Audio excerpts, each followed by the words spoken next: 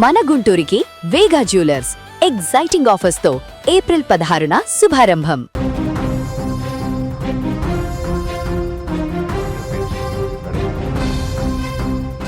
సంతోషంగా జరుపుకోవాల్సిన పుట్టినరోజు వేడుక ఒక కుటుంబంలో తీరని విషాదాన్ని నింపింది. స్నేహితులతో కలిసి పార్టీకి వెళ్లిన యువతి తెల్లారేసరికి విగత జీవిగా మారడం విశాఖ నగరంలో తీవ్ర కలకలం రేపింది. విశాఖపట్నం జోడుగుళ్లపాలెంకు చెందిన శాంతి అలియాస్ జెస్సీ తన స్నేహితుడి బర్త్డే పార్టీ కోసం బుధవారం రాత్రి బయలుదేరింది. ఆ రోజు రాత్రి కుటుంబ సభ్యులకు చెప్పి వెళ్లిన జెస్సీ తిరిగి వస్తుందని ఎదురు చూస్తున్న వారికి తెల్లవారుజామున ఒక చేదు వార్త అందింది. జెస్సీని మెడికవర్ హాస్పిటల్లో చేర్పించామని ఆమె స్నేహితులు ఫోన్ చేసి చెప్పడంతో కుటుంబ సభ్యులు హుటాహుటిన అక్కడికి చేరుకున్నారు. కానీ అప్పటికే జెస్సీ ప్రాణాలు కోల్పోయి విగత జీవిగా పడి ఉంది. ఈ ఘటనతో కుటుంబ సభ్యులు షాక్కు గురయ్యారు. జెస్సీ మృతి వెనుక ఆమె స్నేహితుల హస్తం ఉందని కుటుంబ సభ్యులు బలంగా ఆరోపిస్తున్నారు. బర్త్డే పార్టీలో ఏదో గొడవ జరిగిందని, ఆ వివాదమే ఆమె ప్రాణాలు తీసిందని వారు అనుమానిస్తున్నారు. జెస్సీ శరీరంపై ఉన్న గాయాలు, గొంతుపై కమిలిన గుర్తులు మరియు చెంపపై ఉన్న దెబ్బలు చూస్తుంటే ఎవరో కొట్టి చంపినట్లు స్పష్టమవుతుందని కుటుంబీకులు ఆరోపిస్తున్నారు. ఆ రోజు రాత్రి 6 యువకులతో కలిసి జెస్సీ పార్టీకి వెళ్ళింది. వారిలో వారే గొడవ పడి ఆమెను కొట్టి చంపారని జెస్సీ ఫ్యామిలీ అరిలోవా పోలీస్ స్టేషన్లో ఫిర్యాదు చేసింది. మరోవైపు ఈ కేసులో ప్రధాన నిందితులుగా భావిస్తున్న ఆ స్నేహితుల వాదన భిన్నంగా ఉంది. పార్టీలో జెస్సీకి ఉన్నట్టుండి ఫిట్స్ రావడంతోనే ఆమె మరణించిందని వారు చెబుతున్నారు. అయితే శరీరంపై ఉన్న గాయాలను చూస్తుంటే ఈ వాదనను నమ్మడం కష్టమని స్థానికులు, పోలీసులు భావిస్తున్నారు. దీంతో ప్రాథమిక ఆధారాలు, కుటుంబ సభ్యుల ఫిర్యాదు మేరకు 6 యువకులను పోలీసులు అదుపులోకి తీసుకున్నారు. ప్రస్తుతం పోలీసులు ఆ హోటల్ గదిలో ఏం జరిగిందనే అంశంపై విచారణను వేగవంతం చేశారు. ఫోరెన్సిక్ రిపోర్ట్ వస్తేనే అసలు నిజం బయటపడుతుంది. మృతురాలి కుటుంబ సభ్యులు మాత్రం తమకు న్యాయం జరగాలని, దోషులను కఠినంగా శిక్షించాలని కోరుతున్నారు. సరదాగా వెళ్లిన యువతి ఇలా శవమై రావడంతో ఆ ప్రాంతంలో విషాద ఛాయలు అలుముకున్నాయి.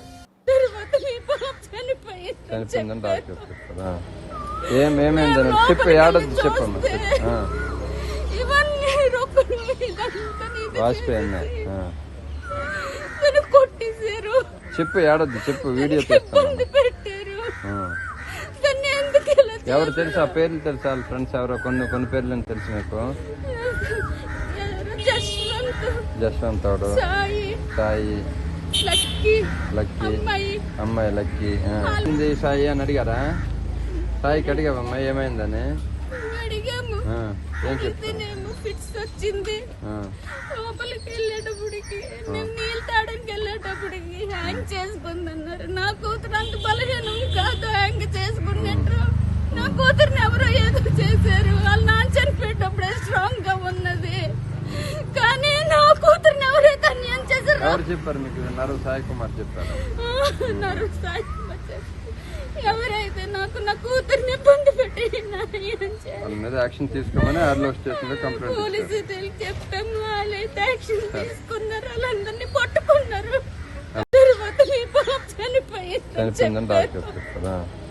ఏమేమైందని చెప్పి ఎస్, జెస్సీ కుటుంబ సభ్యులు మాట్లాడుతున్నటువంటి తీరును చూస్తే ఫస్ట్ ఫ్రెండ్స్ ఏమో ఫిట్స్ వచ్చిన తరువాత మంచినీరు తీసుకువెళ్ళడానికి బయటకు వెళ్ళాము, మంచినీరు వచ్చే లోపల గదిలో తాను ఆత్మహత్య చేసుకొని చనిపోయింది అనేటువంటి విషయాన్ని వారు చెప్పారు.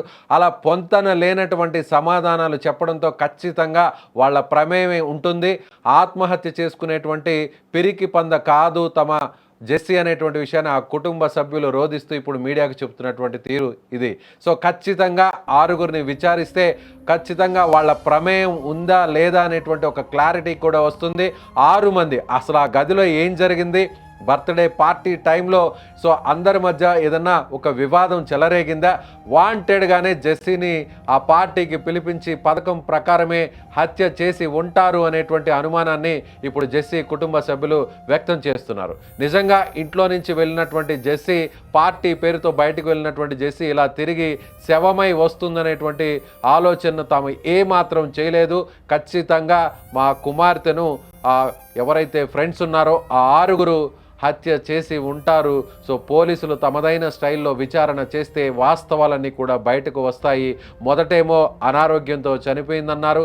ఫిట్స్ వచ్చేటువంటి క్రమంలోనే ఊపిరి ఆగిపోయింది అనేటువంటి విషయాన్ని చెప్పారు.